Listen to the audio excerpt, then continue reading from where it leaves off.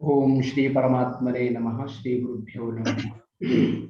योऽन्तः प्रविश्य मम वाचमिमां प्रसुप्तां सञ्जीवयत्यखिलशक्तिधरस्वधाम्ना अन्याश्च हस्तचरणश्रवणत्वगादीन् प्राणान्नमो भगवते पुरुषाय तुभ्यम्।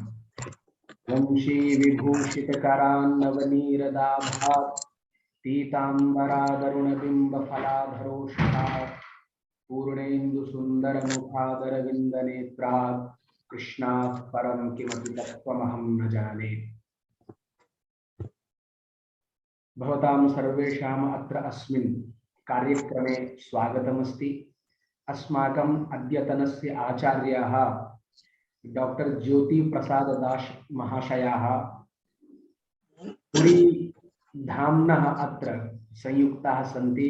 तेषामपि अत्र अस्मिन् कार्यक्रमे अहं हृदयेन स्वागतं व्याहरामि।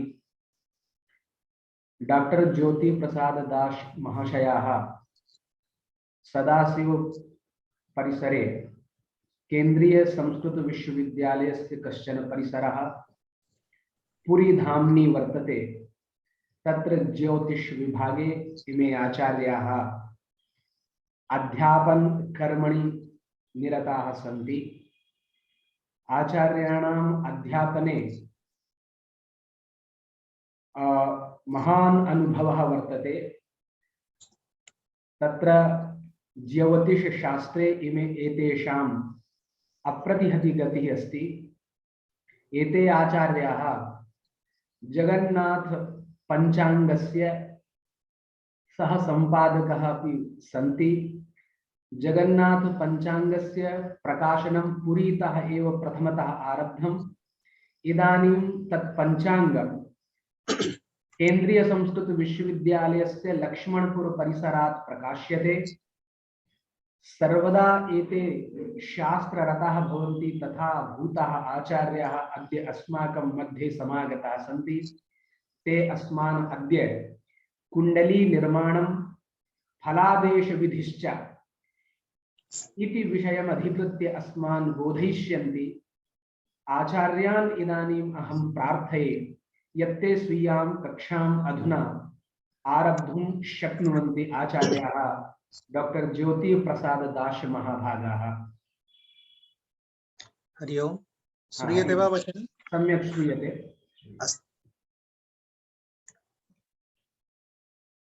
मुखे ते ताम्बूलं नयनयुगले कज्जलकला ललाटे काश्मीरं बिलसति गले मोक्तिकलता स्फुरत् काञ्ची साटी पृथुकटितटे हाटकमयी भजामि स्वां गौरीं नगपति किशोरीं अविरताम्। सरस्वती श्रुति महती मह्यताम्। अद्यतन कार्यक्रमस्य प्रमुख संचालकाः अस्माकं मित्रवर्याः कामेश्वर सिंह दरभंगा संस्कृत विश्वविद्यालय व्याकरण विभागे सहायक आचार्यः डॉक्टर ज्योतिबीर स्वरूप शास्त्री महोदयाः, उपस्थिताः समेपि गुरवः, उपस्थिताः समेपि प्रियभाजाः छात्राः छात्र्यश्च। मत्कृते प्रदत्तोऽयम् अवसरः आचार्य श्री यदुवीर स्वरूप शास्त्री महोदयेन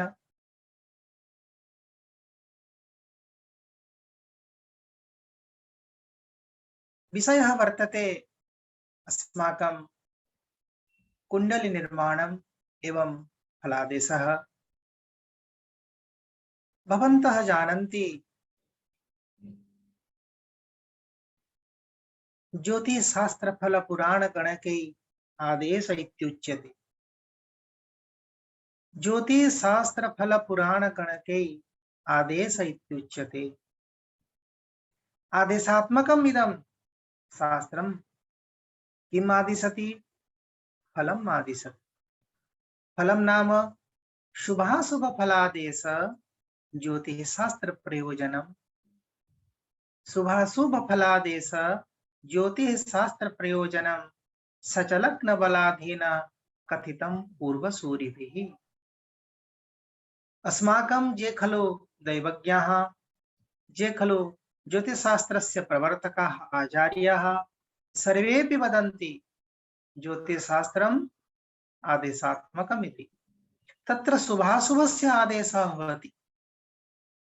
शुभाशुभं नाम कदा कस्यचित् जातकस्य शुभफलं, कदा कस्यचित् जातकस्य कृते अशुभफलं तत् निर्दिशति। शुभाशुभस्य बोधः तदानीमेव भवति यदा अस्माकं पार्श्वे अस्माकं जन्मकुण्डली स्यात्। जन्मकुण्डल्याधारेण वयं जातकस्य शुभाशुभफलं जानीमः। न केवलं जन्मकुण्डल्याधारेण अस्माकं व्यवहारे वर्तते कर कपाल कोष्ठी। करेण अर्थात हस्तरेखा दर्शनेन, कपालेन वयं विधाता लिखितायासो ललाटे अक्षरमालिकाः दैवज्ञस्तां पठेत् व्यक्तं होरा निर्मल चक्षुषा। अर्थात दैवज्ञः एव पठितुं समर्थः अस्माकं ललाट पटले किं लिखितम् अस्ति विधात्रा। कर कपाल कोष्ठ। कोष्ठी इत्यनेन वयं जानीमः हिंदी भाषायां जन्मपत्रा इति वदन्ति सर्वे। जन्मांगम, जन्मपत्रम, जन्मकुंडली इति तस्य व्यवहारिक नामानि सन्ति। भवतु नाम आचार्येण प्रदत्तम् इदं विषयोऽयं दत्तं यत् कुंडली निर्माणम् एवं फलादेश सामान्य रूपेण ज्योतिषशास्त्रं वयं यदि अवलोकयामः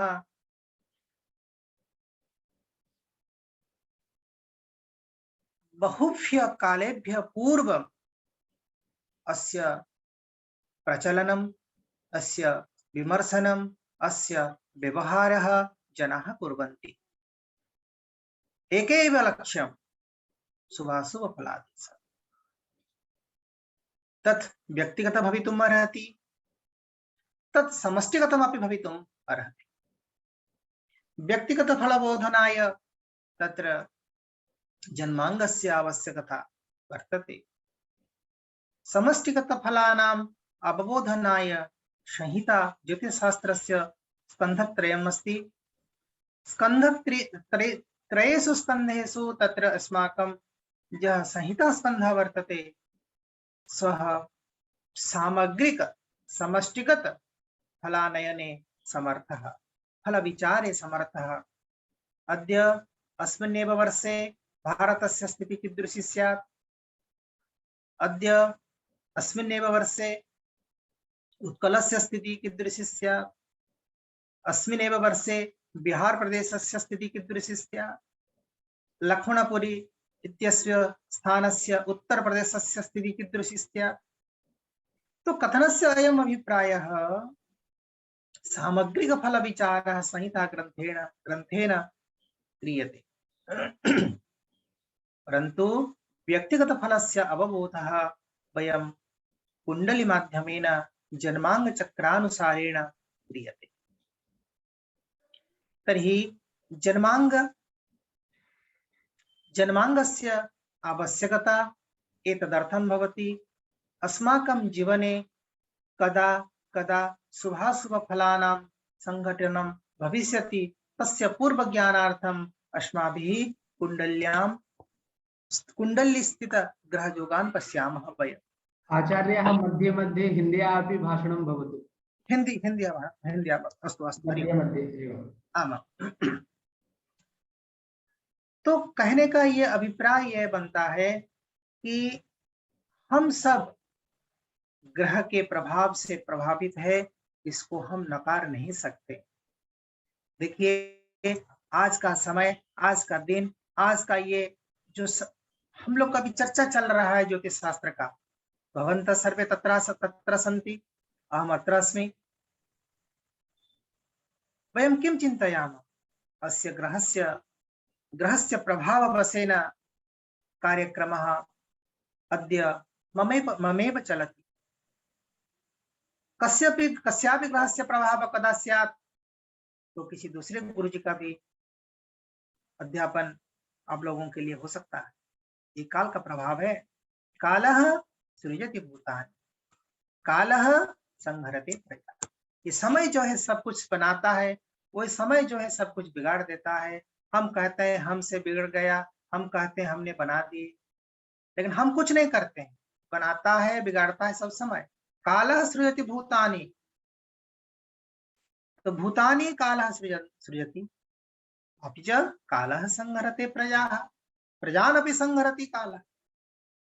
कालस्य कियान् उपयोगः अस्माकं जीवने वर्तते तद्वयम् अवगच्छामः, जानीमः। तर्हि इष्टकालः अस्माकं ज्योतिषशास्त्रस्य यदा प्राथमिकरूपेण कुण्डलिनिर्माणं क्रियते तदानीं सर्वे एव जानन्ति इष्टकाल। इष्टकालस्य व्यवहार, किमर्थम् इष्टकालानयनं क्रियते, अस्य इष्टकालानयनं यदि वयं न कुर्मः चेत् किं ज्योतिषशास्त्रीय यत् अस्माकं कुण्डली निर्माणं भवति, ज्योतिषशास्त्र में जो कुंडली हम लोग बनाते हैं, क्या इष्टकाल के बिना नहीं बन सकता है? ज्योतिष शास्त्र के जितने गणित हैं सब घंटा मिनट में आधारित नहीं है। हम लोगों के सुविधा के अनुरूप, हम लोग अपने सुविधा के अनुसार घंटा मिनट का प्रचलन हम अभी कर रहे हैं। लेकिन भारत में समय हुआ करता था इस समय में घंटा मिनट नहीं, घटी पल चलता था। 1 घंटा 2.5 दंड के हिसाब से चलता है। उसी प्रकार जो हमारे 24 घंटे हैं, 2.5 गुणा कर दीजिए, वो 60 दंड मिल जाएगा, अर्थात एक अहोरात्र का मान मिल जाएगा। अहोरात्र 60 घटी का मिल जाएगा।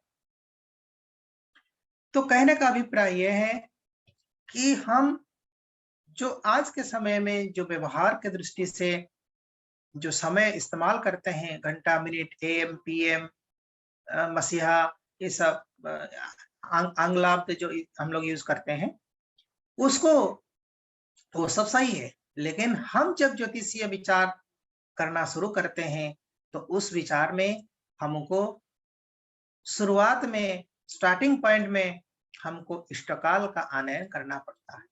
इष्टकाल मतलब अभीष्ट समयस्य ज्ञान। जातकः यस्मिन् समये जन्मं स्वीकरोति, जातकस्य जन्म यदा भवति तस्यैव समयस्य इष्टकालानयनं वयं कुर्मः। इष्टकालानयनं समय के आधार पर हम करते हैं। हम समय को 3 भाग में बांटते हैं। 3 भाग में बांटते हैं, इसका मतलब यह है कि 3 भाग इसीलिए करते हैं कि हमको गणित करने में सुविधा और सहूलियत। तो समय का विभाग, एक समय हम लोग लेते हैं सूर्योदय से लेकर दिन का 12:59, अर्थात 1 बजने से 1 मिनट पहले। इसमें कोई माने दिक्कत नहीं होगा, गणित करने में पूरा टाइम फिक्स है। सुबह सूर्योदय से लेकर दिन का 12:59 तक, ये पहला खंड है। दूसरा खंड रहेगा दिन का 1 बजे से लेकर दिन मध्याह्न जो 1 बजता है, दोपहर वाला 1 बजे से लेकर रात्रि 12:59 तक, अर्थात रात्रि का 1 बजने के 1 मिनट पहले तक। तीसरा जो खंड है वो खंड जो है उसको हम रात 1 बजे से लेकर अग्रिम दिन सूर्योदय का 1 मिनट पहले तक लेते हैं, सूर्योदय पहले तक। तो ये 3 खंड हमारा बनता है गाणितिक सुविधा के लिए, गणित को आनयन करने के लिए। देखिए, आप यदि चाहें तो मैं एक स्क्रीन शेयर करूं। जी करिए।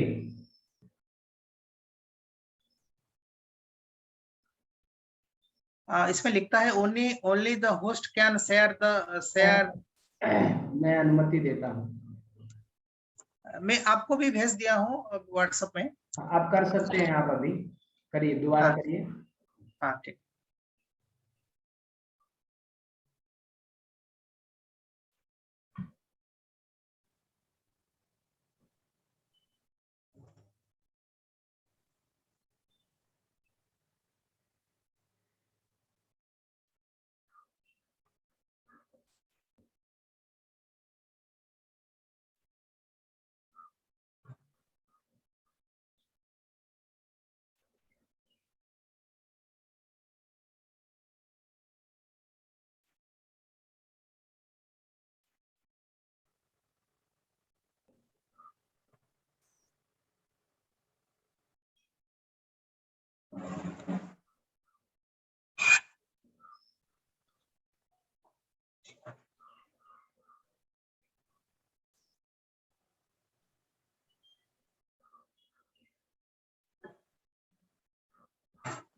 दूसरा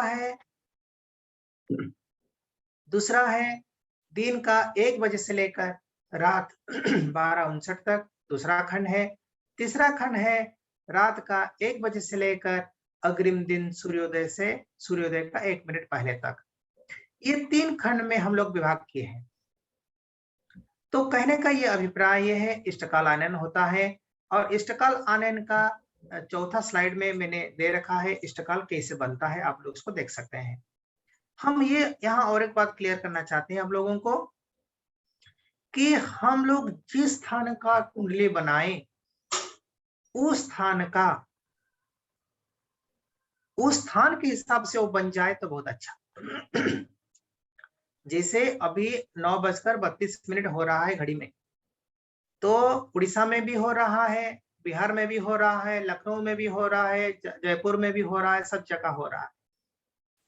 लेकिन यदि इसी 9:32 पे हम कुंडली बनाएंगे, हो सकता है बिहार में लग्न का परिवर्तन हो सकता है, पुरी में लग्न का मान परिवर्तन हो सकता है, लखनऊ में परिवर्तन हो सकता है, जयपुर में परिवर्तन हो सकता है, क्योंकि ये इंडियन स्टैंडर्ड टाइम के हिसाब से चलता है।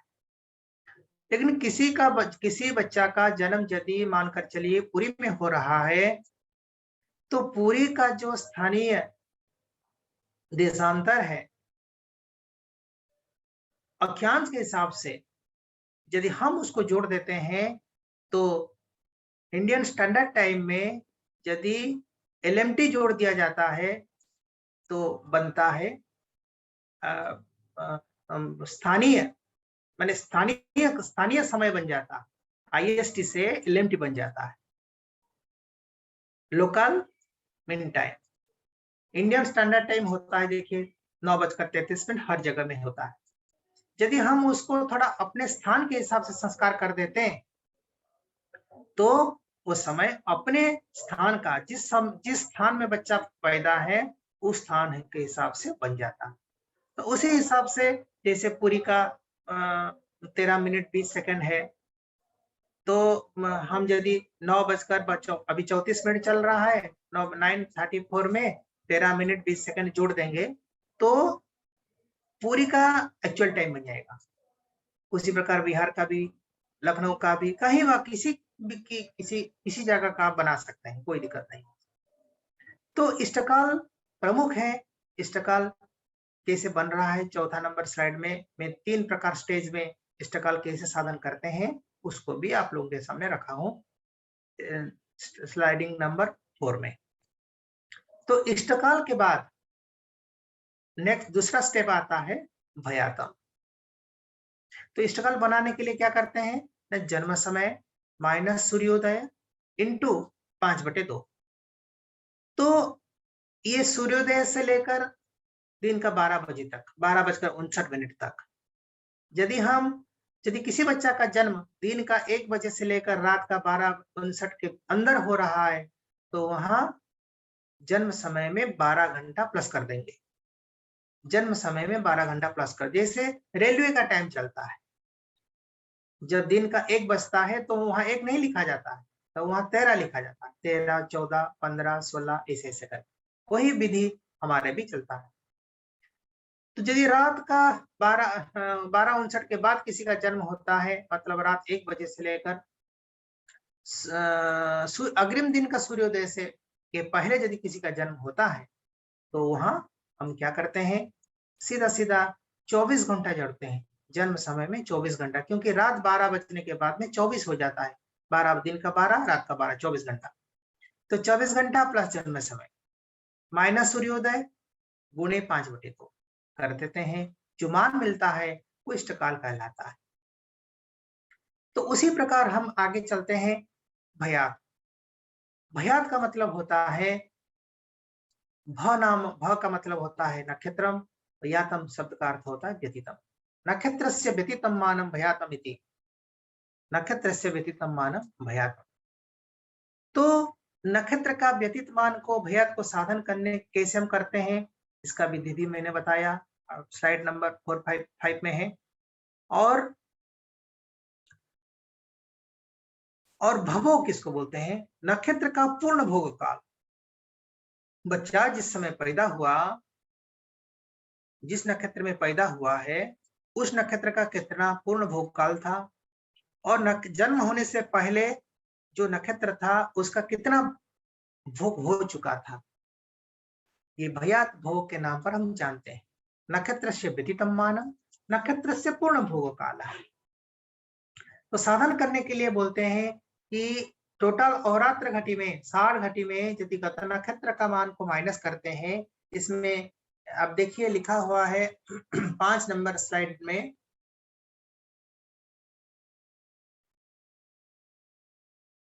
भयात भोग और चरण ज्ञान, इसमें लिखा है, एक श्लोक लिखा है, कतर्क्य घटिका खांग शुद्ध स्वेष्ट घटी जुता भयातम स्यात् भभोगस्तु निजर्क्ष घटिका जुता चेज्यातर्क्ष घटी श्रेष्ठात् पूर्वमेव समाप्यते तदिष्ट कालात् सा शुद्ध्या अवशिष्टम भगतम भवेत् गतर्क्षम क्षय संयम चेत कार्यतर्क्ष घटी तथा तत्पूर्व घटी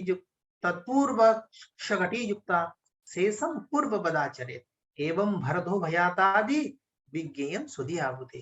तो इसमें मैंने लिखा है, आदौ जानीमः किम नाम भयातम, भम नाम नक्षत्रम, यातम नाम व्यतीतम, अर्थात नक्षत्रस्य व्यतीतम मानम भयातम इति।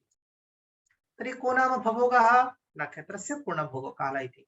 सामान्यतः भयात साधनात् पूर्वं जन्म समयानुरोधेन गतस्य नक्षत्रं विज्ञाय तस्य घट्यादि मानम स्वीकर्तव्यम्। गतस्य नाम मतलब जिस नक्षत्र में बच्चा पैदा है, उस नक्षत्र को बच्चा का जन्म नक्षत्र बोलते हैं, और जिस जन्म नक्षत्र का एक पहला नक्षत्र को गत नक्षत्र बोलते हैं। गत मतलब गत, ऐसे मतलब आज का जिस दिन का बच्चा पैदा है। तो इसको जानते हैं, इसका मान को लेते हैं, मान को लेने के बाद उसको हम संस्कार करते हैं। कैसे, खांग शुद्धा अर्थात षष्ठी घटिका भी विशोधिता फलम इष्ट काले जिते सती भयातमानम समायात। मैंने 60 घटी में से यदि गत नक्षत्र का दंडात्मक मान को, घटीफल को माइनस कर देते हैं, जो फल हमें प्राप्त होता है उस फल में हम इष्टकाल को जोड़ देते हैं, तो हमें जो मान प्राप्त होगा वो होगा भयात। ठीक है। और कहते हैं तथैव खांग शुद्धा, देखिए लिखा उसमें है, तथैव खांग शुद्धा गतर्क्ष घट्यादि माने वर्तमान नक्षत्र मानम जुज्यते चेत भवोग मानम समायत। वही विधि है, 60 घटी में से गत नक्षत्र मान को हम माइनस कर देंगे और जोड़ देंगे क्या, वर्तमान नक्षत्र का मान, जिस नक्षत्र में बच्चा पैदा है, तो नक्षत्र का पूर्ण भोग काल आपको प्राप्त हो जाएगा। लेकिन यहाँ एक बात है, कभी कभी क्या होता है, इष्टकाल का मान ज्यादा हो जाता है और वर्तमान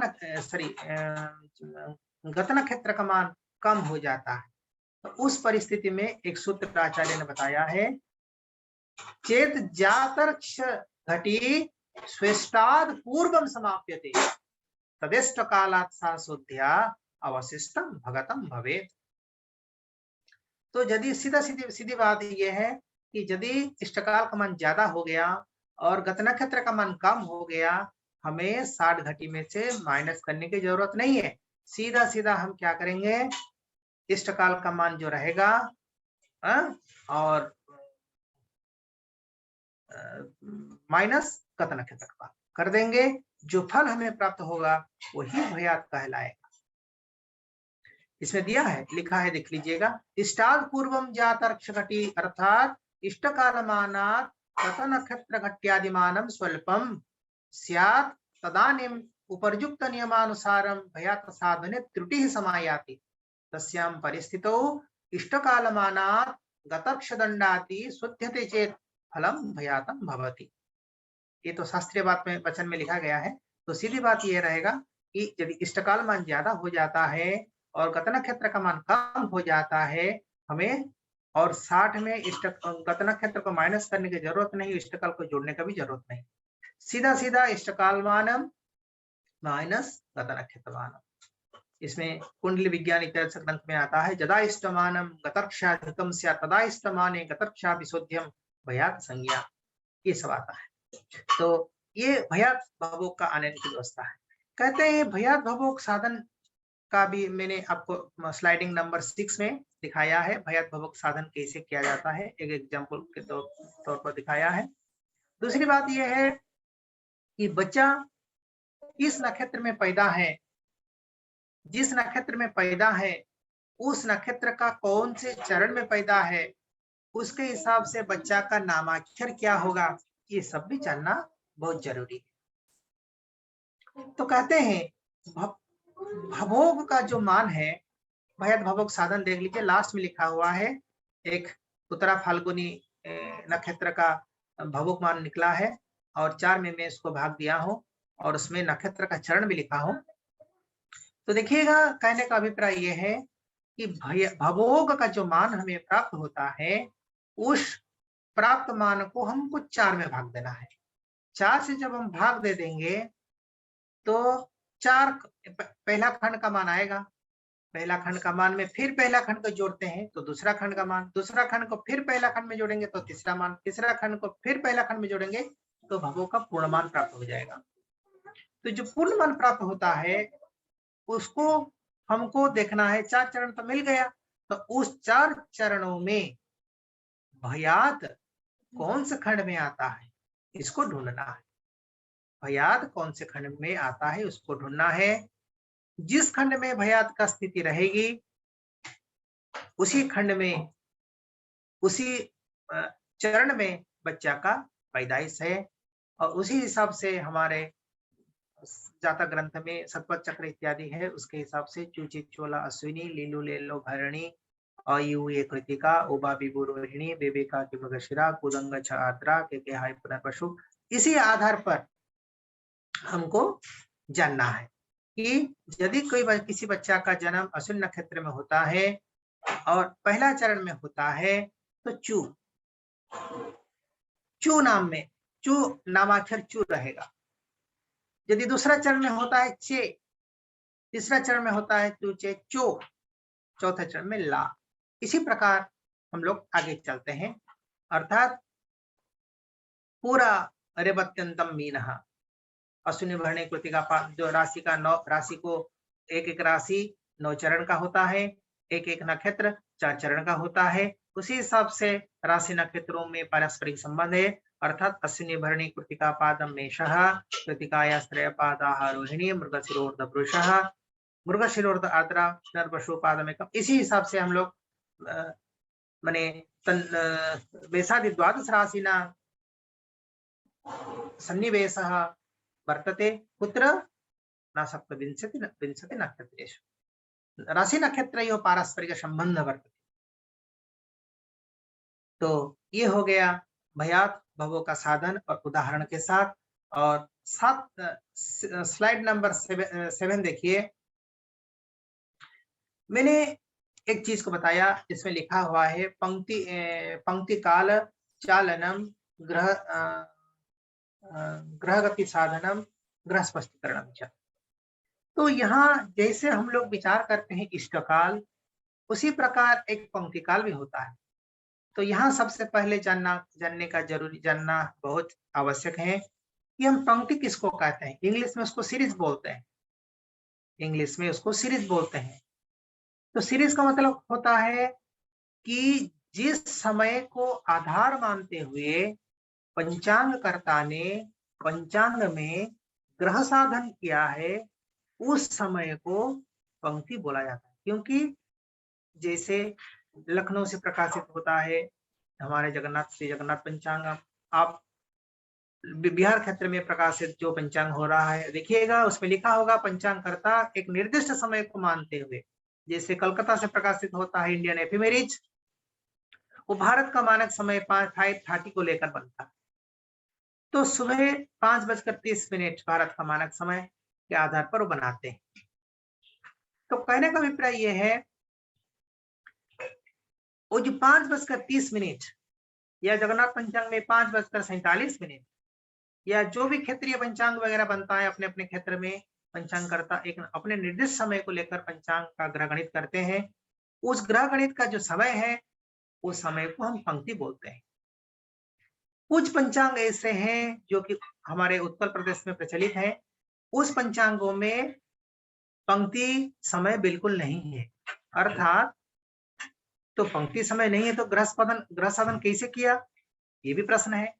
नहीं, यह कहते हैं कि औदयिक स्पष्ट है, ये पंचांग औदयिक स्पष्ट। औदयिक स्पष्ट मतलब यह है कि जिस दिन का सूर्योदय जितने समय पर है, उस दिन का ग्रह साधन उसी समय का है। अर्थात पंक्ति काल ही नहीं है। जो इष्टकाल रहेगा आप करेंगे गणित इष्टकाल में, वही पंक्ति काल भी रहेगा, क्योंकि पंक्ति काल 0 रहेगा। क्योंकि यदि सूर्योदय के समय में ही ग्रह साधन किया गया है, उसको हम औदयिक स्पष्ट के रूप से जानते हैं। यस्मिन् पंचांगे पंचांगकर्ता सूर्योदय समयम् आधारीकृत्य ग्रह निर्माणं करोति तत् पंचांगम भवति औदयिक पंचांग। तस्मिन् पंचांगे पंक्ति कालस्य व्यवहार न भवति। तो लेकिन बहुत सारे पंचांग में पंक्ति काल व्यवहार भी करते हैं लोग। तो जैसे हम इष्टकाल को साधन करते हैं समय के आधार पर, उसी प्रकार पंक्ति काल को भी साधन करना पड़ता है।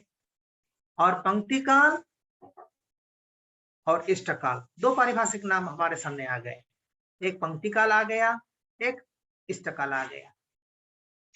इन दोनों का जब हम अंतर करते हैं तो हमें प्राप्त होता है चालन।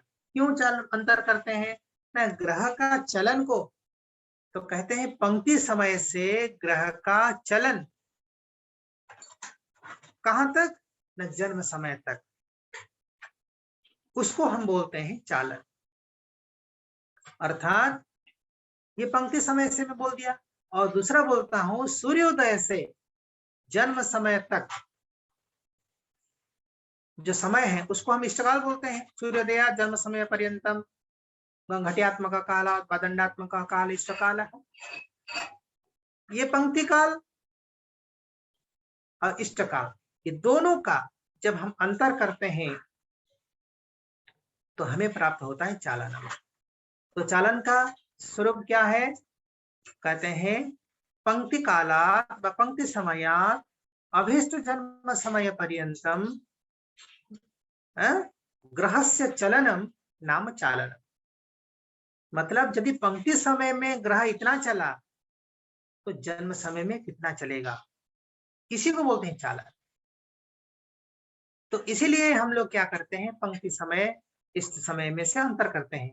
जो ज्यादा होगा उसी से अंतर हो जाएगा।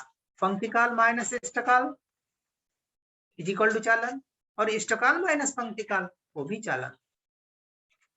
यदि पंक्ति काल में से इष्टकाल घटता है, पंक्ति काल ज्यादा हो गया, इष्टकाल कम हो गया, तो चालन बनेगा ऋण। अब देखिएगा स्लाइडिंग नंबर 7 में इसको दिया गया है। और यदि इष्टकाल माइनस पंक्ति काल बनता है तो चालन बनेगा धन। इसको भी ध्यान रखना है। तो ये धन ऋण का व्यवस्था हमारे आचार्य लोग बनाए हैं, इसीलिए बनाए हैं कि स्पष्ट ग्रह साधन करने में इसका आवश्यकता होता है। तो ऋणाख्यम चालनम ज्ञेयम अग्र पंक्तिष्ठ कालयो अंतरम तु धनाख्यम स्यात् पृष्ठ पंक्तिष्ठ कालयो। तो यदि इष्टकाल में से पंक्ति काल माइनस होता है तो चालन धन, यदि पंक्ति काल में से इष्टकाल माइनस होता है, पंक्ति काल माइनस इष्टकाल, तो चालन ऋण। तो ये ऋण धन का व्यवस्था है। नेक्स्ट देखिए, वही 7 नंबर का स्लाइडिंग में एक छोटा सा उदाहरण मैंने दिया है। सूर्य का स्वस्तन अद्यतन माइनस किया गया है सूर्य का राशियंश कला विकला में से 10, 6, 16 और 9, 7, 16 का 10, 7, 16, 9, 7, 16 का सूर्य का राशियंश कला विकला मैंने माइनस किया। तो जो माइनस किया तो हमको मिला क्या? गति। तो यहाँ और एक प्रश्न आता है, हम गति किसको बोलते हैं? अद्यतन स्वस्तन ग्रहयोः अंतरम गति। अद्यतन मतलब आज का, स्वस्तन मतलब आने वाला दिन का, मतलब बच्चा जिस दिन पैदा है उसको अद्यतन मानते हैं। जो स्वस्तन है, बच्चा जिस दिन पैदा है उसका अग्रिम वाला दिन को स्वस्तन मानते हैं। तो ये दोनों दिन का अंतर करते हैं तो हमें गति प्राप्त होता है। तो गति में, गति को चालन में गुणा करते हैं, 60 में भाग देते हैं। कहने का अभिप्राय ये इक्वेशन ये है कि 60 घटी में यदि हमको गति मिलती है, 60 घटी में यदि ग्रह की गति प्राप्त हो जाती है तो अभिष्ट चालन में कितना, इसको त्रैराशिक गणित से हमें जो मिलता है उसको हम बोलते हैं चालन फल के नाम पर हम बोलते हैं।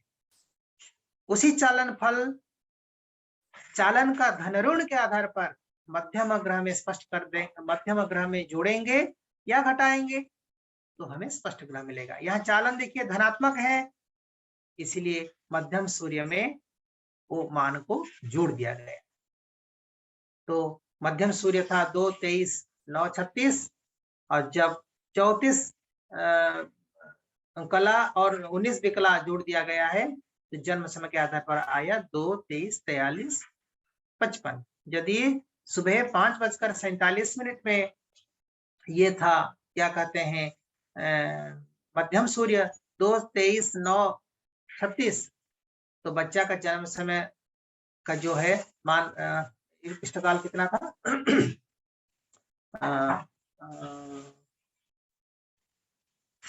37, 12, 30। तो ये जो मान है उसी के आधार पर हमने जोड़ा है चालन के आधार पर। चालन यदि धनात्मक रहेगा ग्रह में हम धन करेंगे, चालन यदि ऋणात्मक रहेगा तो ग्रह में हम ऋण करेंगे। परंतु ये चीज सिर्फ गति के आधार पर निर्भर होता है। यदि ग्रह मार्ग गतिक है तो मार्ग गतिक ग्रह में चालन का यथावत संस्कार होता है। तो यहाँ मार्ग गति, सूर्य और चंद्रमा दोनों हमेशा मार्ग में चलते हैं, मार्ग गति को। सूर्य चंद्र सदा मार्ग गति को, और राहु केतु सदा वक्र गति को। तो राहु केतु का जब संस्कार हम करेंगे तो चालन का विपरीत संस्कार होगा। यदि चालन हमको धन मिला तो ऋण करेंगे, तो चालन यदि ऋण मिला तो धन, मैंने ऋण मिला तो धन करेंगे और धन मिला तो ऋण करेंगे। चालन मैंने किसमें? वक्र गति के ग्रह। परंतु भौमादि जे पंचतारा ग्रह संधि, भौमादि पंचतारा मतलब सूर्य, मंगल, भौम मतलब मंगल से लेकर मंगल, बुध, गुरु, शुक्र और शनि, एते भौमादि पंचतारा ग्रह कदाचित मार्ग गतिकाः कदाचित वक्र गतिकाः भवन्ति। कभी कभी ये मार्ग में माने इनका मोशन जो कभी कभी डायरेक्ट होता है, कभी कभी रिट्रोग्रेड भी होते हैं। तो इसीलिए जब डायरेक्ट मोशन रहेगा, यदि गति यदि वक्र गतिक नहीं है, मार्ग गतिक है, तो चालन का यथावत संस्कार होगा। यदि ग्रह वक्र गतिक हो गए हैं भौमादि पंचतारा ग्रह, तो उनमें चालन का विपरीत संस्कार होगा। आपको ये ध्यान देना है, जहां ग्रह वक्र हो तो वहां चालन का विपरीत संस्कार, जहां ग्रह मार्ग है, मार्ग गतिक है, वहां चालन का यथावत संस्कार। 2 ग्रह सूर्य चंद्र है, जो कि हमेशा मार्ग गति में चलते हैं, कभी वक्र गति में नहीं होते हैं। 2 ग्रह राहु केतु जो कि हमेशा मार्ग गति उनका है ही नहीं, वो वक्र गति में चलते हैं। इनका जब साधन करेंगे, स्पष्ट करेंगे, तो चालन का विपरीत संस्कार करने से ये ग्रह स्पष्ट होते हैं। तो स्लाइडिंग नंबर 8 देखिए। इसके बाद हमने प्रयास किया आप लोगों को समझाने के लिए लग्न साधन। उदाहरण हमने बहुत ज्यादा गणित करने में दिक्कत होगा, इसी वजह से यहाँ नहीं दिया। तो लग्न हम इसीलिए साधन करते हैं कि कुंडली का आधार यही है। लग्नम यदि नास्ति लग्न ज्ञानम बिना कुंडल्याम ग्रह स्थिति नैव भविष्यति व भवितुम नार्हति। अर्थात लग्न साधनस्य आवश्यकता नितराम वर्तते। किम नाम लग्नम, इसका शास्त्रीय स्वरूप यह है, भवृतम प्राक् कुजे यत्र लग्नम लग्नम तदुच्यते पश्चात कुजस्थ लग्नम स्यात् लग्नात् षड्भान्तरे स्थितम्। तो भवृतम नाम क्रांतिवृत्तम, प्राक् कुजे नाम प्राक् क्षितिज वृत्ते, यत्र संपातम करोति तदेव लग्नम। लेकिन ये तो सिद्धांत है, इसमें कोई ये सिद्धांत है, यही चलता है। लेकिन सूर्य का भ्रमण के आधार पर सूर्य जिस राशि में भ्रमण करते हैं, लग्न का शुरुआत वहीं से होता है ना। सूर्योदयस्तु रविरेव लग्नम। इसका मतलब ये हुआ, सूर्य भगवान जिस राशि में भ्रमण करते हैं, उसका लग्न का स्टार्टिंग पॉइंट वहीं से होता है। और बाकी आगे आगे 2-2 घंटा अंतराल, 1.5 2-2 घंटा के अंतराल पर लग्नमान चेंज होते जा रहा है।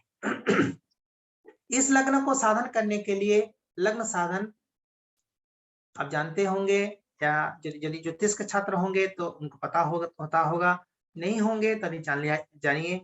लग्न को हम 2 प्रकार साधन करते हैं। मैंने यहाँ एक प्रकार दिया, एक भोग्य प्रकार, एक भुक्त प्रकार। लग्न साधन सबसे बड़ा है मैंने कुंडली निर्माण करने में। इसमें जरूरत होता है उपादान के हिसाब से स्पष्ट सूर्य पहला, दूसरा अयनांश, तीसरा सोदेमान, चौथा इष्टकाल। तो इतने उपकरणों से ये बनता है। तो स्पष्ट सूर्य के राशि अंश में यदि हम अयनांश को जोड़ देते हैं तो सायन सूर्य का भुक्तांश का मान आता है। और सायन सूर्य का भुक्तांश यहीं से गणित यदि हम भोग्य प्रकार में करना चाहेंगे तो 30 डिग्री में देखिए लिखा हुआ है वहां 30 डिग्री, स्लाइडिंग नंबर 8, 30 डिग्री में से माइनस साइन सूर्य का भुक्तांश हम माइनस करते हैं तो भोग्यांश मिलता है। यदि हमको भोग्य प्रकार में करना है तो 30 में से माइनस करेंगे, यदि भुक्त प्रकार में करना है तो हमें 30 में से माइनस करने की जरूरत नहीं है। और वही भोग्यांश यदि भुक्त प्रकार में करेंगे तो भुक्तांश को लेंगे, तो भोग्य प्रकार में करेंगे तो भोग्यांश को लेंगे। तो इसी हिसाब से चलता है। और सोदेमान जो है अपने अपने स्थान का उदयमान का मतलब होता है वहां जिस स्थान में हम रहते हैं, पुरी में हो, लखनऊ में हो, बिहार में हो, भारत के किसी भी प्रांत में हो जाए रहे हम, लेकिन सायन में साधो सायन तुलादो 12 अंगुल शंकु को हम स्थापित करके पल्लवा उसके हिसाब से पल्लवा ज्ञान करके और उसमें लंकोदयमान को संस्कार करते हुए अपने सोदयमान साधन करते हैं। प्रक्रिया बहुत लंबा है, लेकिन वही सोदयमान साधन जब हो जाता है अपने स्थान का उदयमान भी बन जाता है। जब बन जाता है तो गणित करने में, यदि बिहार में आप लोग रहते हैं तो सायन में साधो सायन तुला दो 12 अंगुल शंकु का छाया देखिए कितना बनता है। उस छाया के आधार पर उस छाया को जो गणितिक विधि दिया है हमारे ज्योतिष शास्त्र में, मेषादिगे सायन भाग सूर्ये दिनार्ध भाजा पलभा भवेत्सा दृष्टा हतास्युद सभिर्भुजंगे दिग्भिचरार्धानि गुणोत्य धृत्या, ये जो सूत्र बताया गया है उसी सूत्र के आधार पर हमको साधन करना है। पल्लवा से क्या कहते हैं, लंकोदयमान का संस्कार करते हुए हमको सोदयमान साधन करना है। तो उसी सोदयमान को यहाँ व्यवहार भोग्यांश गुणे सोदेमान बटे 30 इज इक्वल टू भोग्य फलानी। फिर इष्टनाडी पल माइनस भोग्य फलानी करके शेषांश का मान निकालते हैं, जो गणित की प्रक्रिया दे रखा गया है। और लास्ट में शुद्ध राशि संख्या प्लस अंशादि फलम इज इक्वल टू सायन लग्न बनता है। तो ये लग्न को साधन करना बहुत समय माने उसमें बहुत गणितिक प्रक्रिया इसमें बहुत ज्यादा है। जैसे हम साधन करते हैं प्रथम लग्न साधन व जन्म लग्न साधन, उसी विधि से करते हैं दशम लग्न साधन। लेकिन जिस जगह पर प्रथम लग्न साधन करने के लिए सोदयमान का व्यवहार करते हैं, उसी जगह पर हमको लंकोदयमान का व्यवहार करना पड़ता है। मैंने लिखा, देखिएगा स्लाइडिंग नंबर 8 में, अनया रीत्या लंकोदयमानस्य तथा नतकाल प्रयोगेण दशम लग्नमपि साध्यते। तो जहां सोदयमान का व्यवहार होता है वहीं लंकोदयमान का व्यवहार होता है, जहां इष्टनाडीपाल का व्यवहार होता है वहां नतकाल का प्रयोग होता है। ये गणितिक प्रक्रियाएं हैं। इस गणितिक प्रक्रिया के आधार पर हम लोग लग्न को साधन करते हैं। लग्न साधन हो जाता है, फिर दशम लग्न भी साधन हम करते हैं। देखिए कुंडली में दो चीज हमको आसान से मिल जाता है, एक जन्म लग्न प्रथम लग्न जिसको बोलते हैं, और दूसरा दशम भाव का लग्न दशम लग्न। दो जब मिल जाता है तो बाकी उसको कुछ रहता नहीं है, और सारा चीज हम गणितिक सूत्र के आधार पर निकालते हैं। Sliding number 8 page 9।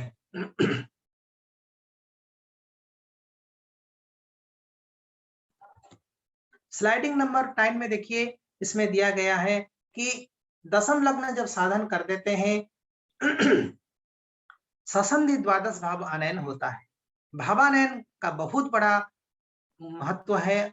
उसी के आधार पर हम जान पाते हैं वास्तव में ग्रह फल देने में समर्थ है या नहीं। आप लोग देखते होंगे, लोग कहते हैं हम बहुत मेहनत करते हैं फल मिलता नहीं है। मेरे कुंडली में सूर्य उच्च राशि में है, लेकिन हमको सूर्य का उच्चंगत रहते हुए भी हमें फल मिलता नहीं है। नहीं मिलेगा कैसे? यदि सूर्य उच्च राशि में है तो फल तो मिलना बहुत बढ़िया है। तो बहुत अच्छा है उसका लाइफ में, उसका लाइफ बहुत सुंदर चलना चाहिए, मान सम्मान प्रतिष्ठा के साथ उनका जीवन यापन होना चाहिए, लेकिन होता क्यों नहीं? इसके पीछे यही रहस्य है। देखिए, इसके लिए हमको संधि द्वादश भाव आनयन करना पड़ता है। हम तो कुंडली बना देते हैं, लेकिन कुंडली में जो ग्रह स्थिति है वास्तव में वो सही जगह पर है कि नहीं। सही जगह में तो गणित के हिसाब से सही जगह में तो लिखे हैं, लेकिन तो जब ससंधि द्वादश भाव आनयन हो जाएगा तब एक्चुअल पॉइंट पता चल जाएगा कि वास्तव में सूर्य लग्न में है या कहीं दूसरे संधि में चला गया या किस जगह पर है वो।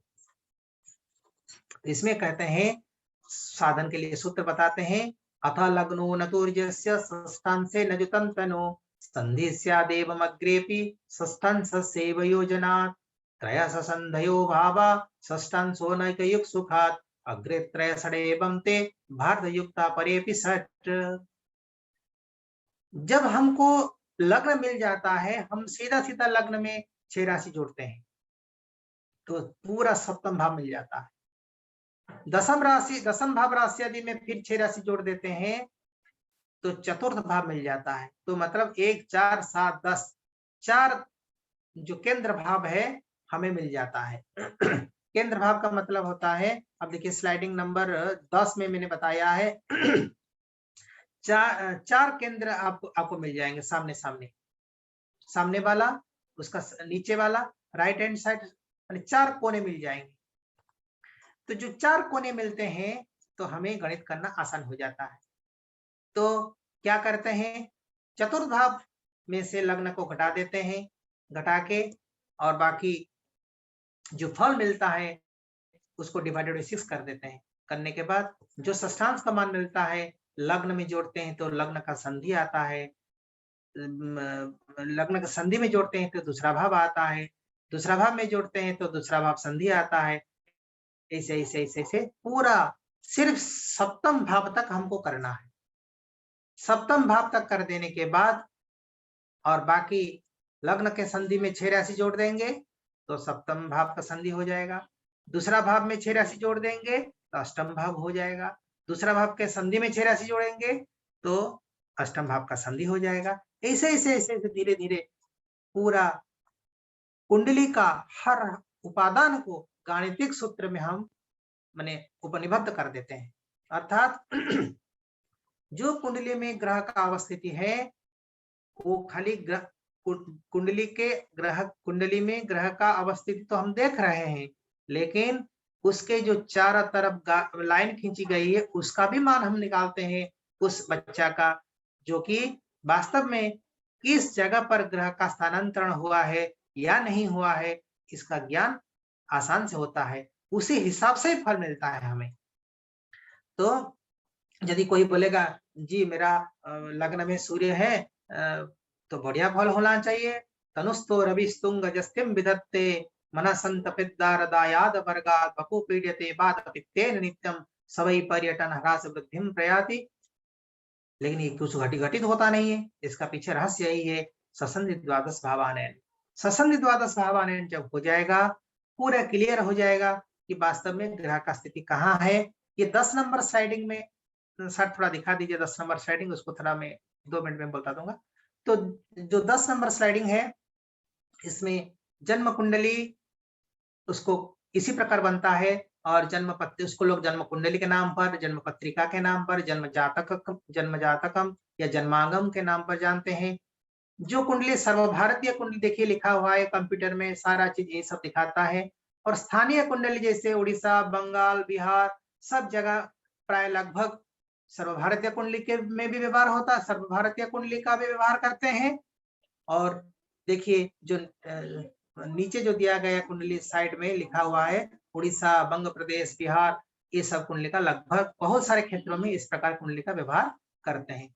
लेकिन दक्षिण भारत में कुंडली का निर्माण का शैली थोड़ा अलग है। वही उसमें 12 भाव है, सब कुछ है, लेकिन निर्माण शैली कुछ भिन्न है। 11 नंबर स्लाइडिंग में चलिए। देखिए इसमें एक चक्र दिया गया है, मैंने उसमें 1 और 2 लिखा। मानकर यहाँ देखिए इसीलिए ऐसे से लाइन खींची गई है। तो एक है लग्न भाव, फॉर एग्जाम्पल लग्न भाव में मेष राशि है, द्वितीय भाव में वृष राशि है। जो बीच वाले छोटे से लाइन खींची गई है ये लग्न भाव और द्वितीय भाव को जाने के लिए बीच का मार्ग है, उसको संधि बोलते हैं। प्रथम भाव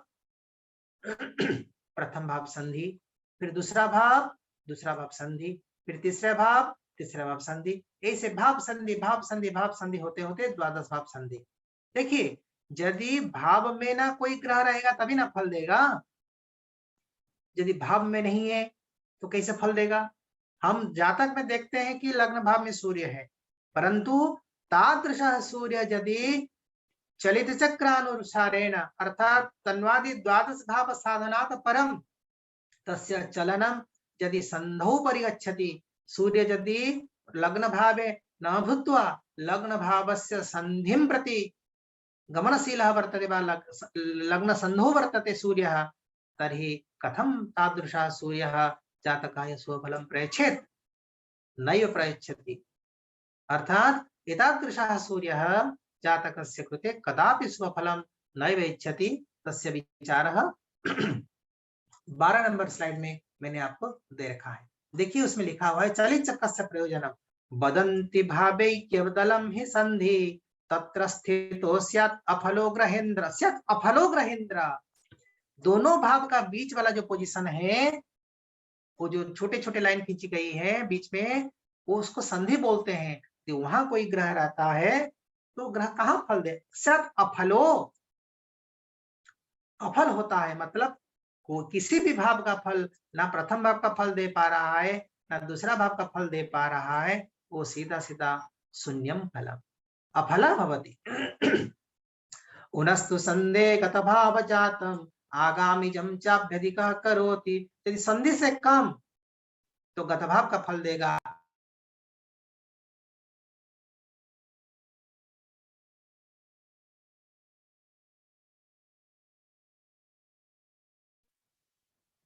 प्रदान करेगा। भावांश तुल्य खलु वर्तमानो भावोद्भवम पूर्ण फलम विदत्ते। यदि भावांश तुल्य ग्रह है तो भावोद्भव पूर्ण फल प्रदान करेगा। भावो न के बाभ्यधिके च खेटे त्रैरासिके नात्र फलम प्रकल्प्यम। उसके बाद बोलते हैं भाव फल प्रवृत्ति, यही आता है प्रेडिक्शन का भाग। भाव प्रवृत्तो ही फल प्रवृत्ति पूर्णम फलम भाव समांसकेषु। जब भाव की प्रवृत्ति होती है अर्थात ग्रह यदि भाव में रहता है तब भावजन्य फलम। यदि कोई ग्रह लग्न में शुक्र है किसी का, कोई संधि में नहीं है, दूसरा भाव में नहीं है कि दूसरा संधि में, लग्न का संधि में नहीं है कि द्वादश भाव संधि में नहीं है, तो आराम से शुक्र का लग्न भाव में शुक्र का फल मिलेगा। समीचीन मंगम समीचीन संगम इत्यादि जो हमारे ग्रंथ में वर्णन किया गया है। वो आदमी यदि लड़का हो या लड़की हो उसमें कोई अंतर नहीं है, लेकिन उसका शरीर बहुत सुंदर रहेगा। तो भाव प्रवृत्तो ही फल प्रवृत्ति। भाव यदि प्रवृत्त हुआ, ग्रह यदि भावे वर्तम विद्यमान वर्तते चेत भावजन्य फलम स प्रयच्छति। पूर्ण फलम भाव समांसकेषु ह्रास क्रमात् भाव विराम काले फलस्य नाशो गदितो मुनिन्द्रे। यदि भाव में नहीं रहते हुए संधि में चला गया तो फलस्य नाशः मुनिन्द्रैः गदितः, तो अर्थात फल वहां प्राप्त नहीं होता है, ये जानिएगा। तो चलित चक्र में कैसे फल विचार करते हैं, इसका विचार मैंने पूरा क्लियर दे रखा है, इसको भी आप पढ़ेंगे। वही बात अभी मैंने बताया। इसका विशेष काम आता है भाव प्रवृत्तो ही फल प्रवृत्ति भावस्य पूर्णतायाम फलस्य पूर्णता एवमेव ह्रास क्रमे भावस्य विरामे फलस्यापि नाशो मुनिन्द्रैः गदितः। जन्म यात्रा विवाह चूड़ाकरण इत्यादि यज्ञोपवीत नृपाभिषेक कार्येषु उपर्युक्त विधानुसारं ससन्धि भावानयनं क्रियते चेत जातकस्य कृते कल्याणाय स्यादिति। तो ये होता है जातक का प्रमुख चीज, उसको हम विचार जरूर करना चाहिए। गणित तो करते हैं लेकिन जब तक चलित चक्र का विचार नहीं हो जाता है तब तक कितना भी सुंदर दिखता हुआ कुंडली में ग्रह योग वो सब बेकार है, क्योंकि चलित चक्र का निरूपण हम जब करेंगे तभी हमको पता चल जाएगा वास्तव में ग्रह भाव में है या संधि में है या किस स्थान पर है, वो फल देने में समर्थ होगा या नहीं। तो 13 नंबर स्लाइडिंग में ये रहा। 14 नंबर स्लाइडिंग में दिया गया है, देखिए दशा के बारे में थोड़ा जिक्र किया हूं। जो बच्चा पैदा होता है नक्षत्र के आधार पर हम लोग दशा का ज्ञान करते हैं, जो कि विंध्योत्तर प्रदेश में हम लोगों का स्थिति होने के नाते हम लोग विशेष करके विंशोत्तरी को मानते हैं, कुछ लोग अष्टोत्तरिक को भी मानते हैं, लेकिन एक मनुष्य का परमायु 120 साल 5 दिन होने के नाते हम 120 साल ही ग्रहण करते हैं, क्योंकि परामेर इत्यादि आचार्य ने अपने ग्रंथों में बताया है समाषष्टि द्विगुणी मनुज परिणाम पंचचनिषा, अर्थात आयु महादशा का ज्ञान जब हम करते हैं एक मनुष्य का, तो मनुष्य का आयु लेते हैं 120 साल 5 दिन के हिसाब से, 120 साल गणित करते हैं। तो उसमें कौन कौन सा नक्षत्र में पैदा होने से कौन कौन सी दशा होंगे, कौन कौन नक्षत्र कैसे दशा का अनयन होता है, इसका विचार मैंने लिखा हूं स्लाइडिंग नंबर 14 में। शिवकृत्तिकादिनवक त्रिकभेरबिंदु भौमागुजीव सनिवेद सिखि भार्गवाण सणदिंग नगेव विदुभूप नवेन्दु शैला भूधरा नखमिता क्रमतो दशाब्दा शिवकृत्तिकादि नवक त्रिकभे रविंदु बोलता है कृतिका नक्षत्र से गणना करना है। नवक 9 कृतिका से 9, फिर माने कृतिका नक्षत्र कृतिका रोहिणी मृगशिरा आर्द्रा पुनर्वसु पुष्या श्लेषा मघा पूर्वा फाल्गुन, ये 9 हो गए। 9 के बाद मैंने देखिए लिखा हूं कृत्तिका, तत्र कृत्तिका उत्तरा फाल्गुनी उत्तराषाढ़ नक्षत्रेषु कस्मिन् एकस्मिन् नक्षत्रे स्वजन्म भवति चेत् वहाँ दशा भवति सूर्यस्य। तो ये इस क्रम से मैंने लिखा हूं। तो आप लोग विचार करके देखेंगे तो कृत्तिका नक्षत्र से लेकर 9 नक्षत्र आगे रविंदु भौम गुजीव शनिवित सिखी भार्गवाणा। तो कृत्तिका नक्षत्र में यदि कोई बच्चा पैदा होता है, दशा होता है सूर्य का। यदि रोहिणी नक्षत्र में पैदा होता है, दशा होता है चंद्रमा का। मृगशिरा में पैदा है तो दशा बनता है मंगल का। आर्द्रा में पैदा है तो दशा बनता है राहु का। इसी क्रम से 9 नक्षत्रों को आगे लेते जाएंगे, दशा होते जाएगा। और एक उसका विधि, सुंदर विधि है। हम यदि कृत्तिका नक्षत्र से हम विचार करेंगे, कृत्तिका नक्षत्र से जन्म नक्षत्र तक गिन लेंगे। गिनने के बाद जितने संख्या हमें प्राप्त होगा डिवाइडेड बाय 9 कर देंगे। 9 कर देने के बाद जो लब्धांक मिलेगा उसको छोड़ देंगे, जो शेष मिलेगा उसको ग्रहण करेंगे। है? तो जो शेष मिलेगा वही ग्रह दशा कहलाएगा।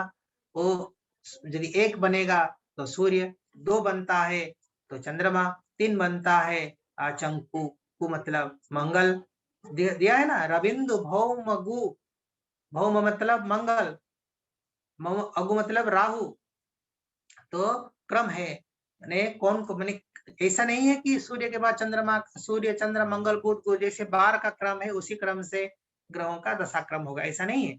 दशा क्रम के लिए पहला रवि, दूसरा चंद्रमा, फिर मंगल, फिर राहु, फिर गुरु, फिर शनि, फिर बुध, फिर केतु, फिर शुक्र। ये 9 ग्रहों का क्रम है। हम लोग ऐसे संक्षेप में बोल देते हैं आ चम कु रा जी स बु के सु। आ से आदित्य, च से चंद्रमा, कु से मंगल, कु मतलब कुज, कुज से मंगल, ऐसे। तो उसमें दशा वर्ष भी है। सूर्य का दशा वर्ष देखिएगा, मैंने दिया है आप लोगों को, देखिएगा 14 नंबर स्लाइडिंग में। सूर्य का दशा वर्ष 6 साल, चंद्रमा का दशा वर्षाणी 10 वर्षाणी, भौमस्य 7 वर्षाणी, मंगल राहु का 18, बृहस्पति का 16 और शनि का 19 और बुध का 17 और केतु का 7 और शुक्र का जो है 20। ये कुल मिल जाएगा तो हो जाएगा कितना, 120 साल हो जाएगा। तो कुछ लोग अष्टोत्तरी को भी लेते हैं, कुछ लोग विंशोत्तरी को लेते हैं, लेकिन हम लोग विंध्योत्तर पर्वत पर रहने वाले हैं, इसलिए बहुत सारे लोगों में प्रचलन है विंशोत्तरी का, इसलिए विंशोत्तरी का मैंने दिया है। और अष्टोत्तरी का भी जिक्र थोड़ा 15 नंबर स्लाइडिंग में मैंने किया है। इसमें भी देखिएगा दशा का भुक्त भोग्यालयन भी मैंने लिखा है। जो जिस दशा में बच्चा पैदा है बच्चा उस दशा का कितना मान भोग लिया है और कितना मान बाकी है, इसके लिए बोलते हैं दशावर्षमानम फलात्मक भयात्मानेन संगुण्य फलात्मक भभोगमानेन भाज्यते फलम क्रमेण वर्षादिमानम समायाति। तो इसमें सूत्र दिया गया है दशा प्रमाणेन हतम भयातम भभोगनाड्या, स्लाइडिंग नंबर 15। दशा प्रमाणेन हतम भयातम भभोगनाड्या विरुतम फलम यत् अब्दादिकं भोक्तम संति धीरम भोग्यम दशाब्दांतरितम दशाया। तो दशा वर्ष को जिस दशा में बच्चा पैदा है उस दशा प्रमाण को फलात्मक भयात्मान में गुणा करके फलात्मक भभोगमान में यदि हम भाग देते हैं तो वर्ष मास दिन के हिसाब से वर्ष मास दिन घटी पल क्रम से आ जाता है दशा का भुक्तम, और पूरा दशा वर्ष मान में से भुक्त को माइनस कर देते हैं तो भोग्य का मान हमें प्राप्त होता है। यहाँ अष्टोत्तरी का भी थोड़ा जिक्र किया हूं। अष्टोत्तरी में देखिए आचंकु शगु रासु, उसमें केतु का दशा वर्ष नहीं है ना, तो इसमें 108 लिया है, लेकिन आदित्य का सूर्य का 6 साल, चंद्रमा का 10 साल, मंगल का 8 साल, बुध का 17 साल, शनि का 10 साल, गुरु का 19 साल, राहु का 12 साल, शुक्र का 21 साल। ये दशा प्रमाण अष्टोत्तरी के हिसाब से आया है। तो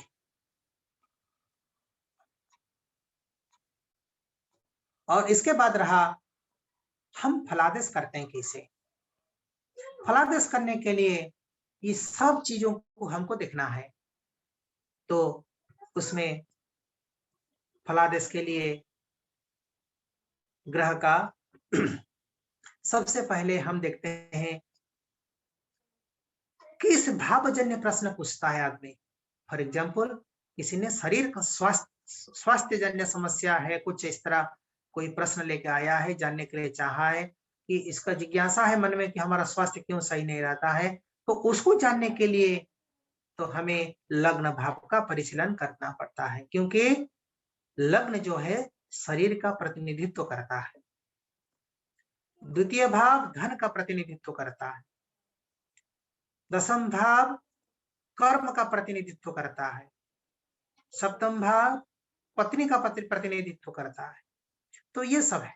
तो हमको देखना है लग्न भाव में लग्न भावाधिपति भाव कहते हैं भाव फल कैसे बढ़ता है, जो कि इसमें पूरा बहुत डिटेल्स हो जाने के कारण मैंने थोड़ा हिंट्स के रूप में दिया है। तो भावो हि ज स्वपतिना सुभखे चरेण, भावो हि ज स्वपतिना सुभखे चरेण, दृष्टे जुते भवति वा परिवर्धते सौ, नस्तेन्दु मंगल पतंग पतंग पुत्रे, ना संप्रयाति किल मिश्र खगै विमिश्रम। भावो हि ज स्वपतिना सुभख, एक भाव फल कैसे बढ़ेगा ना, भावो हि य स्वपतिना, स्वपतिना भाव अपने अधिपति से प्रभावित होना चाहिए, स्वपतिना सुभखे चरेण, शुभ ग्रहों से प्रभावित होना चाहिए। भावो हि ज स्वपतिना सुभखे चरेण, दृष्टे जुते, यदि ज्योति संबंधी हो, ज्योति संबंध हो या दृष्टि संबंध होने के नाते ग्रह जो है उस भाव का भाव अपने जिस मतलब लग्न भाव है, शरीर संबंधी प्रश्न का उत्तर देता है, शरीर संबंधित प्रश्न को समाधान करता है, शारीरिक व्यवस्था को देखता है ठीक है या नहीं। तो लग्नेश यदि अच्छे ग्रहों से प्रभावित है, शुभ ग्रहों से प्रभावित है, लग्नों के ऊपर शुभ ग्रहों की दृष्टि है, युति है, लग्न भावाधिपति जिसको लग्नेश बोलते हैं वो शुभ ग्रहों से प्रभावित युति दृष्टि को प्राप्त करता है, तो भाव फल को बढ़ाता है, अर्थात लग्न जन्य शुभ फल उसको मिलता है। यदि नस्तेन्दु मंगल पतंग पतंग पुत्रे, यदि शनि राहु मंगल इत्यादि पापक ग्रहों से लग्न का स्वामी लग्न के ऊपर दृष्टि ज्योति और लग्नाधिपति प्रभावित हो जाता है तो भाव फल को कभी अच्छा नहीं देता, अर्थात शारीरिक समस्या तो बना रहेगा। तो और मित्र लग्न भावाधिपति मित्र के घर में है, उच्च है या नहीं, दृष्टि संबंध पाता है कि नहीं, और आता है अष्टक वर्ग, बहुत ही सूक्ष्म वर्ग है ये, हम डिटेल्स में नहीं जाएंगे। अष्टक वर्ग में इतना जानिए कि लग्न सहित संलग्न सप्तग्रहाणाम वर्ग अष्टक वर्गत्वेन वयं जानीमः। लग्न के साथ सूर्य आदि 7 ग्रह मिलते हैं तो 8 बनते हैं, तो उसमें शुभ सूचक प्रत्येक भाव का शुभ सूचक स्थान, प्रत्येक भाव का अशुभ सूचक स्थान को निरूपण किया जाता है 8 वर्गों में।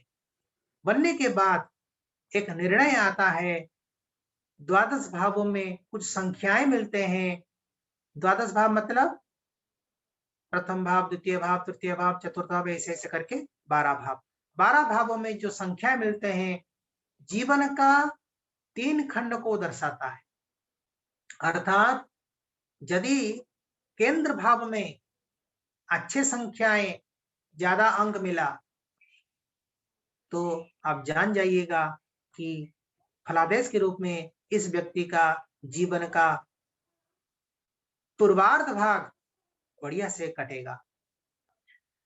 यदि पणफर भागों में ज्यादा संख्या आता है तो अब जानिएगा कि मनुष्य का जीवन का जो मध्यम भाग है वो अच्छे समय में कटेगा, अच्छे से जाएगा। उसी प्रकार यदि अपोक्लिम भाग में ज्यादा संख्याएं बनते हैं तो मनुष्य का माने अंतिम भाग मतलब यदि हम 120 लेकर चलते हैं तो 4 तिया 12, 4 4 4 40 40 40 लेकर चलते हैं। तो जीवन का 40 माने 40 वर्ष तक पहला खंड, जीवन का 41 से 80 वर्ष तक दूसरा खंड और 81 से 120 तक तीसरा खंड। तो जिन लोगों का जीवन में आप देखेंगे अष्टक वर्ग के आधार पर, यदि जातक में अष्टक वर्ग का निरूपण होने के बाद यदि जातक का पणफर भाव में ज्यादा संख्या बन जाते हैं, प्रथम भाग में नहीं बनते हैं, तो कम बेसी तो जरूर होता है गणित में, तो उसमें कहते हैं जीवन का मीडियम जिसको बोलते हैं कि मध्यम भाग जीवन का बहुत बढ़िया कटेगा। पहला भाग बढ़िया से नहीं कटा, अंतिम भाग में ही नहीं कटा, लेकिन मध्यम भाग को बहुत बढ़िया कटेगा। ये फलादेश का एक क्रम है। और दशा के हिसाब से भी हम लोग निरूपण करते हैं। कभी कभी दशा भी खराब चलते हैं। दशा जब खराब चलते हैं तो उसके हम लोग उपचार बताते हैं कि सूर्य का दशा खराब होने के नाते आपको ये उपचार करना पड़ेगा, ये इस उपचार से आपको ये लाभ होगा। ये दशा संबंधित उपचार है। दान पुण्य भी, कभी कभी औषधीय जल से स्नान भी, ये सब कराना, व्रत उपवास ये सब भी कराने के लिए निर्देश करता है। उपसंहरन्तु आचार्य, अस्तु उपसंहरन्तु, उपसंहारं कुर्वन्तु। हाँ, तरी ये हो गया। और अंतिम में एक बहुत बड़ा डेली रूटीन को ध्यान में रखते हुए एक गोचर है। गोचर मतलब हम लोग जानते हैं कि हमारा आज का समय कैसे चल रहा है, आज का समय कैसे बीतेगा, आने वाला 15 दिन 20 दिन तक कैसे चलेगा, इस सब के लिए गोचर का ज्ञान करते हैं। मतलब उसमें शनि और बृहस्पति को ज्यादा विचार में हम लोग लेते हैं। यदि बृहस्पति अनुकूल है तो बहुत अच्छा फल देता है, शनि अनुकूल है तो अच्छा फल नहीं देता है, शनि बिगड़ गया खराब फल देगा। इस तरह जिसको हम बोलते हैं कि गोचर ज्ञान के आधार पर हम भी फलादेश करते हैं। अस्तु, हरि ओम्। अद्य मम कृते अवसर प्रदत्तेभ्यः डॉक्टर यदुवीर स्वरूप शास्त्री महोदयेभ्यः अपि धन्यवादाः। छात्राः, प्रियांश छात्राः तत्र एतावत् समयपर्यन्तं भवन्तः मम वचांसि ध्यानेन श्रुतवन्तः, अतः भवद्भ्यः सर्वेभ्यः अपि साधुवादाः। पटलेऽस्मिन् विद्यमानाः सर्वेपि ज्ञात गुरवः ये सन्ति, तेषां कृते अपि प्रणामाः। हरि ओम्, धन्यवादाः, नमो नमः। अत्यंतम रमणीय कक्षा इयम् अभूत्। 1.5 घंटे तक सभी शोधार्थियों ने बहुत ही मनोयोग से आपको सुना है और आपने कुंडली निर्माण और फलादेश के सभी विषयों पर दृष्टिपात किया है। और इस कार्यक्रम की सह संयोजिका साधना जी हैं, वो कह रही हैं कि आप जयपुर में भी थे उनके समय में। नमस्ते, मैडम को भी नमस्कार है जी। मैं उनको अनम्यूट कर देता हूँ। जी जी जी। मैडम सपना मैम। हाँ जी जी। नमस्कार सर जी। नमस्कार मैडम, नमस्कार। आपको फोटो नहीं दिख रहा जी सर। नमस्ते नमस्कार मैडम, नमस्ते सर। और कैसे हैं सर? सब कुशल मंगल है, चल रहा है जी। बहुत अच्छा